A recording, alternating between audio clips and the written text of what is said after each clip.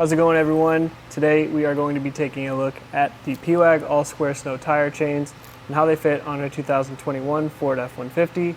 These are going to be on tire size 275, 65, R18. Always check the fit guide at etrailer.com to get the right fit for your tire size. And we have them on the rear axle as per the owner's manual, so just a good idea to double check that as well. These chains are going to be pretty straightforward, a great way to get a little bit more traction on road, so let's take a closer look. The chains have a ladder pattern, which means they go straight across our tire, parallel to one another. It's going to be really helpful for starting and stopping, not quite as great as diamond chains on turns, but we do have kind of a high profile because of these square links. They also have these built-in grooves. Both of those factors are going to help you get a much better grip on ice and snow, but it's going to be a little bit of a bumpier ride. The chains are going to be made of a manganese nickel alloy, which is going to give them a lot of longevity and resistance to rust and corrosion, so you should be able to use these for a longer period of time. The chains come 2 to a set in this really lightweight bag. It's not my favorite. You might even be able to see we already actually have a hole in this one. So with some larger chains like these, I would definitely recommend upgrading to something like a plastic tote, a little bit more solid to keep them in. Also a great idea to pick up one of these rubber tensioners, because this hook down here is the only way we get real tension into the chains, and this is going to help get that fit a lot more snug.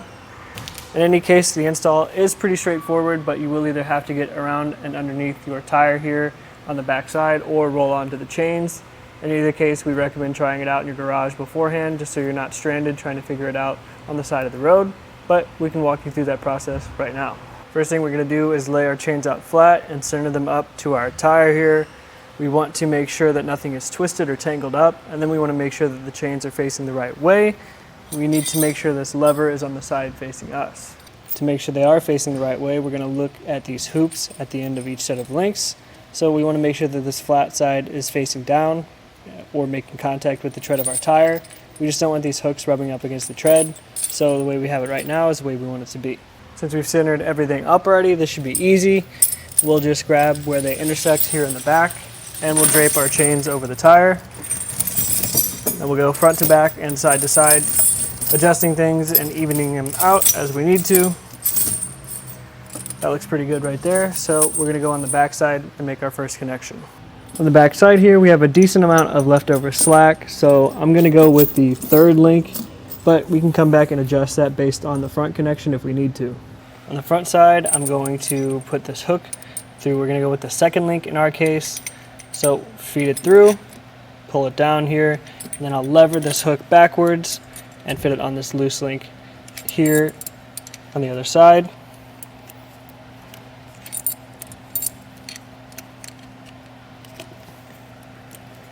Just like that.